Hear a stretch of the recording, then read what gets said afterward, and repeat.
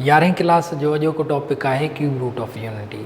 Cube root of unity में असीं हिन जे बारे में डिटेल में भी सिखंदासीं, हिन जूं प्रॉपर्टियूं ऐं सम्स भी कुछ प्रॉब्लम भी हिन ते सॉल्व करणु सिखंदासीं। तव्हां 10वीं क्लास में या 8वीं क्लासनि में सिखी आया आहियो स्क्वायर रूट यूनिटी माना 1, क्यूब रूट्स ऑफ यूनिटी जो हिते माना आहे 1। तव्हां स्क्वायर रूट 1 जा सिखी आया आहियो। 1 जो स्क्वायर रूट मिलंदो आहे +-1। अक्सर स्टूडेंट जो इहो क्वेश्चन हूंदो आहे त असांखे आंसर 2 छो था मिलनि, +1 भी मिले थो ऐं -1 भी मिले थो।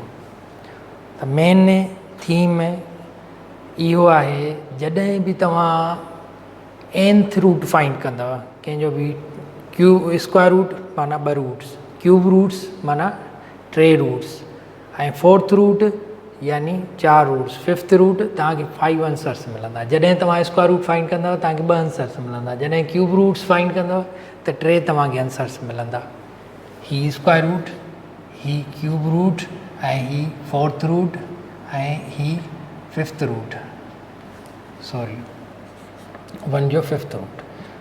जॾहिं तव्हां स्क्वायर रूट फाइंड कंदव त तव्हांखे 2 आंसर मिलंदा, +1 ऐं -1। जॾहिं तव्हां क्यूब रूट फाइंड कंदव त तव्हांखे 3 आंसर मिलंदा, 1 ओमेगा ऐं ओमेगा स्क्वायर। जॾहिं तव्हां 4th रूट फाइंड कंदव त तव्हांखे 4 आंसर मिलंदा, कहिड़ा, 1 -1 आयोटा -आयोटा। जॾहिं 5th रूट फाइंड कंदव तव्हांखे 5 आंसर मिलंदा, जॾहिं 6th रूट फाइंड कंदव तव्हांखे 6 आंसर मिलंदा। जॾहिं तव्हां nth रूट फाइंड कंदव 1 जो त तव्हांखे n टाइम आंसर मिलंदा। तव्हां फस्ट ईयर ताईं सिर्फ़ु क्यूब रूट ऐं 4th रूट मालूम करणु सिखंदव। nth रूट मालूम करणु यानी 5th रूट 6th रूट या अञा वधीक रूट्स फाइंड करणु तव्हां बैचलर स्टडीज़ में सिखंदव, यानी तव्हांजी जेका बैचलर डिग्री हूंदी उन में तव्हां अगरि मैथमेटिक्स सां रिलेटेड आहे त तव्हां मैथमेटिक्स या इंजीनियरिंग सां रिलेटेड आहे त तव्हां nth रूट सिखंदव। बहरहाल क्यूब रूट जे बारे में डिस्कस कयूं त क्यूब रूट आहे छा। फ़र्ज़ु कयो let x be cube root of 1। फ़र्ज़ु कयो त क्यूब रूट ऑफ यूनिटी, फ़र्ज़ु कयो त x यूनिटी जो क्यूब रूट आहे त x जो क्यूब कंदासीं त असांखे साॻियो ई यूनिटी मिलंदी, यानी 1 मिलंदो।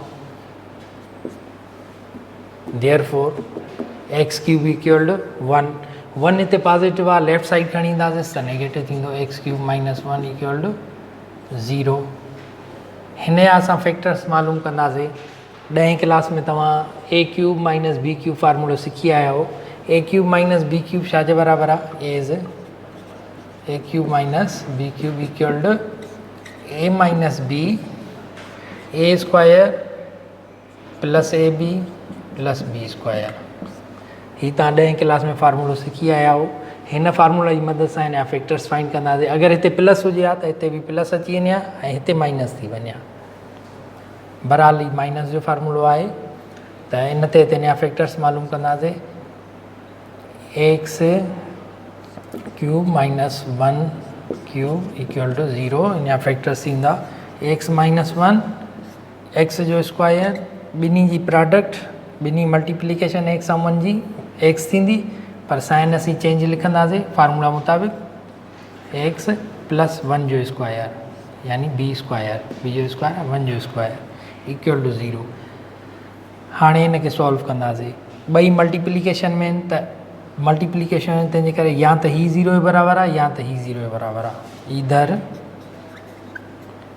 x - 1 equal to 0 or x square plus x plus 1 equal to 0। ही त सिंपल आहे सॉल्व करणु। -1 हेॾे थींदो प्लस थींदो, x जो वैल्यू थींदो इधर x is equal to 1 or, हिन खे by quadratic or biquadratic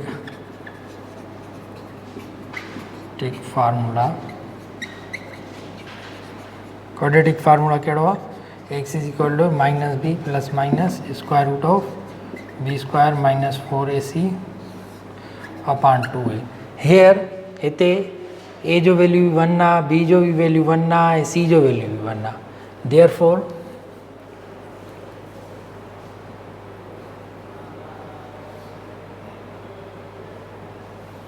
x equal to -1 plus minus square root of b square यानी 1 जो स्क्वायर ए बी सी टिनिन जी अॻियां 1 1 आहे टई 1 1 -4 ए जो वैल्यू 1 सी जो भी 1 क्वाड्रेटिक फार्मूला सां सॉल्व था कयूं 2 × 1 okay x equal to -1 plus minus square root of 1 जो स्क्वायर कंदा त 1 थींदो -4 upon 2 x equal to -1 plus minus हिते थींदो स्क्वायर रूट -3 अपॉन 2 जॾहिं बि माइनस जो स्क्वायर रूट हूंदो आहे त असांखे आयोटा मिलंदी आहे ठीकु त हीअ थी वेंदो -1 plus minus square root minus आहे तंहिंजे करे 3 आयोटा स्क्वायर छो त आयोटा स्क्वायर जो -1 वैल्यू आहे मल्टीप्लाई कंदा साॻा ई माइनस मिली वेंदा असांखे 3 x इक्वल टू हाणे असांखे आंसर कहिड़ो मिलियो -1 plus minus iota square root 3 upon 2 हिन मां आंसर घणा थींदा 2 थी वेंदा हिकु प्लस जो थींदो ॿियो माइनस जो थींदो असांखे रूट्स हिंस cube roots of unity are 1 हिकु असांखे आंसर 1 मिलियो ॿियो आंसर मिलियो असांखे -1 plus iota square root 3 upon 2 ऐं टियों आंसर मिलियो असांखे and -1 minus iota square root 3 upon 2 ही 3 आंसर मिलिया हिन खे असीं वेल नोन आयोटा चवंदा आहियूं हिन आंसर खे आयोटा हिन खे असां ओमेगा चवंदा आहियूं ऐं हिन खे असीं चवंदा आहियूं ओमेगा स्क्वायर ही थियो 1 ही ओमेगा थियो ही थियो ओमेगा एंड ओमेगा स्क्वायर हिन W वांगुरु जेका साइन आहे थोरी मुड़ियल आहे इन खे असीं ओमेगा पढ़ंदा आहियूं 1 ओमेगा स्क्वायर ही इन cube these are cube roots of unity okay 1 omega square